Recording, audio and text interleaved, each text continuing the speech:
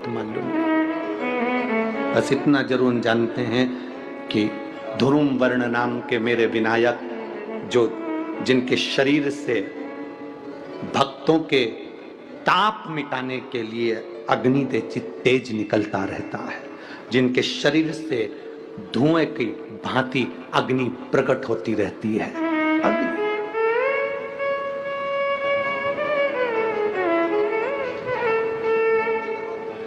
हम तो उनको पहचानते हैं जो दुनिया के ताप मिटाने के लिए प्रगटा, उनके शरीर से अग्नि धुआं तेज पुंज प्रकट हुआ।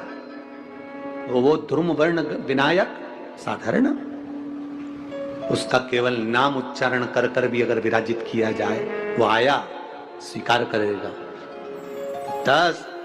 आप अभी तक बिठा लेते थे सिद्धि विनायक आओ, मयूरेश्वर आओ, भगवान को बल्लेश्वर पधारो, आपने बुलाया, आया वो, बैठा वो, ऐसा नहीं कि नहीं बैठा, पर हमें समय का भान नहीं हो पाया। हम किस समय पर भगवान को रिझाएं? परमात्मा को रिझाने का कोई समय होता है? भगवान को तो जब तुम्हारी मर्जी पड़ जाए, जब तुम्हारा दिल कर जाए, तब मेरे भगवान को रिझाने का प्रयास करो, वो तुम्हारे करीब में आकर बैठ जाएगा। जब तुम्हारा मन पड़े, जब तुम्हारी मर्जी पड़े।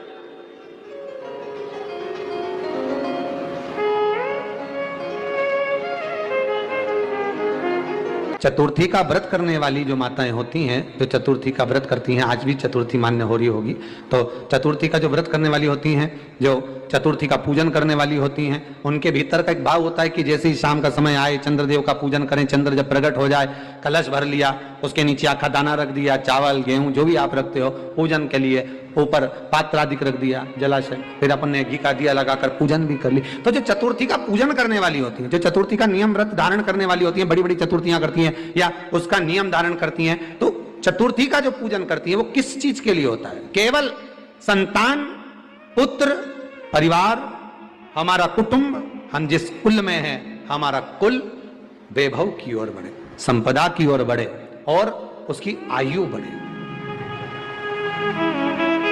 उसकी आयु बढ़े, वैभव बढ़े।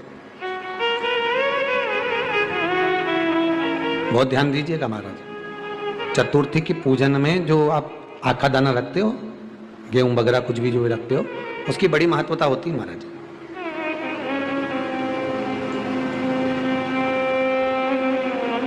यहां तक कहा गया है, चतुर्थी की कथा तो आप लोग पढ़ते होंगे, जो लोग पढ़ते हैं उनको मालूम होगा। चतुर्थी की कथा में लिखा है,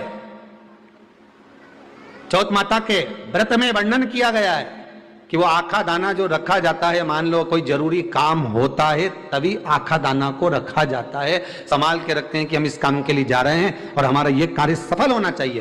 तो जिसने चतुर्थी का व्रत करा है, जिसने चंद्रदेव का पूजन करा, चतुर्थी का व्रत करा, वो गणेश जी से विनती करके वहां से 2-4 आखा दाना उठा ले, और जो व्यक्ति का काम अटक रहा है अपने ही घर का, पर दूसरे कुल को नहीं देना, अपने ही कुल के अंतर्गत जो काम अटक रहा है उसकी जेब में, उसके पल्लू में उस चीज को रख दिया जाए। तो चतुर्थी जो अगली आती है, जैसे आप महीने की करते हो तो महीने की, और आप जैसे करते हो कि 4 अलग बड़ी बड़ी चतुर्थी करते हो, तो उसके अनुसार आपका कार्य सिद्ध होता ही है। उस आखे दाने का इतना महत्व होता है क्योंकि चतुर्थी का व्रत करने वाली माता जब व्रत करती है तो स्वयं चतुर्थी की कथा में लिखा हुआ है कि पार्वती जी गणेश जी से चतुर्थी की कथा बचवाती।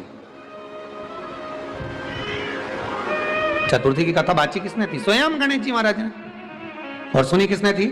माता पार्वती। बाचने वाले गणेश जी थे, सुनने वाली माता पार्वती थी। तो चतुर्थी की कथा जब होती है तो उसको स्वयं गणेश जी बाच रहे हैं, तो व्रत कौन सुन रही है? माता पार्वती। और आपने जो आखा दाना लिया वो गणेश जी के भाव से लिया, गणेश जी से निवेदन करके, विनय करके, प्रार्थना कर उसको प्राप्त किया। मंत्री से ज्यादा मंत्र पर भरोसा रखो और संसार से ज्यादा मेरे महाकाल पर भरोसा रखो।